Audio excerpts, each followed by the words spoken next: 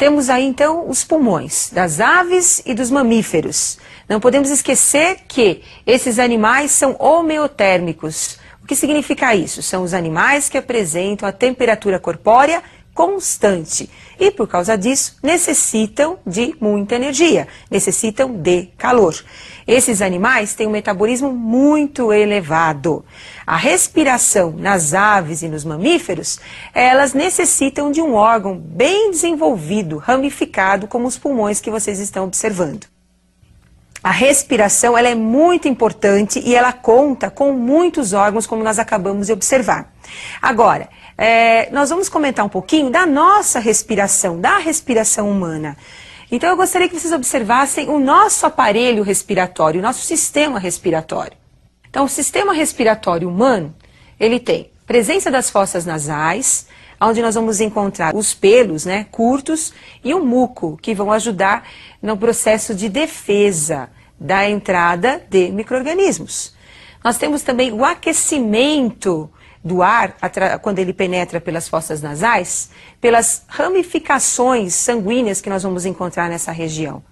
Então, nas fossas nasais, nós temos uma grande quantidade de vasos sanguíneos. O ar passando pelas fossas nasais, ele cai no tubo, que você está vendo aí, que é a faringe. Segue pela laringe e vai para a traqueia. E da traqueia, nós vamos ter a ramificação aí para os pulmões. Então, nós temos detalhe de um pulmão do lado direito, pulmão do lado esquerdo, e nós temos o brônquio, que é uma ramificação aí da traqueia, penetrando internamente nos pulmões.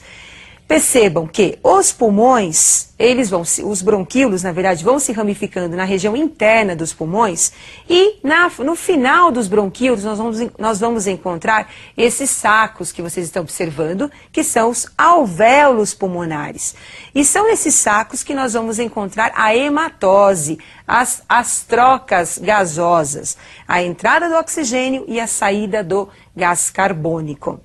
Os alvéolos se ramificam, aumentando tanto a superfície do pulmão, que se você for medir a superfície interna de um pulmão humano, nós teremos cerca de 150 metros quadrados de superfície interna do pulmão, e tão ramificado que é nosso pulmão. A importância disso é permitir ao animal buscar maior quantidade de oxigênio para produzir maior quantidade de calor, já que os mamíferos são animais homeotérmicos. Agora, como é que ocorre o controle da nossa respiração? Como é que ocorrem essas trocas gasosas? Então, observem as figuras agora. Então, nós temos aí os movimentos respiratórios. Observem. A entrada do ar, movimento de inspiração. Participação do diafragma, a saída do ar, movimento, expiração. Então, o que nós temos aí na inspiração? O pulmão, ele entra em retração, diminui o volume, aumentando a pressão interna em relação à atmosfera. Assim, o ar se desloca do interior dos pulmões através das vias respiratórias para o exterior. Então, nós temos aí a expiração, a saída do ar. Agora, para o ar entrar, nós temos que ter a pressão externa maior do que a pressão interna. Como é que isso vai acontecer? Então, o ar ele vai se deslocar do exterior para as vias respiratórias até os pulmões, para o interior, né, dos pulmões, através dessa diferença de volume que nós vamos encontrar nos pulmões. Então, os pulmões se expandem, aumentando o seu volume, ocorrendo uma queda da pressão interna em relação à pressão atmosférica, permitindo a entrada do ar. Obviamente que essas diferenças de pressões internas e externas são controladas pelo diafragma, pelo movimento do diafragma, também pelo movimento dos músculos intercostais. Mas esses movimentos, eles são controlados também pelo sistema nervoso. Uma região do sistema nervoso importante, que é o centro respiratório, é o bulbo. Detalhe do bulbo. Observem aí a localização do bulbo, na base, né, do cérebro e próximo aí da medula raquidiana. Bom, acabamos de observar todo o nosso sistema respiratório. Agora, como é que ocorre o transporte dos gases respiratórios até as células? depois da hematose, das trocas gasosas, como é que o oxigênio atinge a célula. Então observe uma tabelinha bem simples para vocês lembrarem sempre no momento difícil. Então nós temos aí os gases respiratórios, o oxigênio e o dióxido de carbono, CO2. O oxigênio é transportado 3% pelo plasma sanguíneo, dissolvido no plasma sanguíneo, que é a parte líquida do sangue.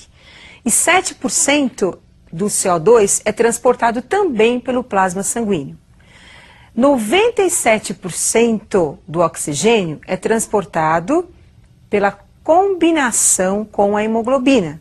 Hemoglobina é aquela proteína que nós encontramos no interior das hemácias. A maior parte do oxigênio é transportada pela hemoglobina.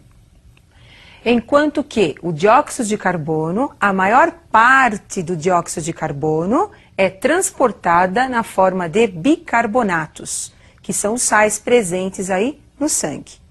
Então, como acabamos de observar, a respiração é importante para os seres vivos. E como é importante? Porque através da respiração nós temos a entrada do oxigênio e o oxigênio vai até a célula, onde vai ocorrer o que nós chamamos de combustão, queima do carboidrato. E esse carboidrato, que é a glicose, vai liberar a energia que nós vamos utilizar durante as nossas atividades vitais.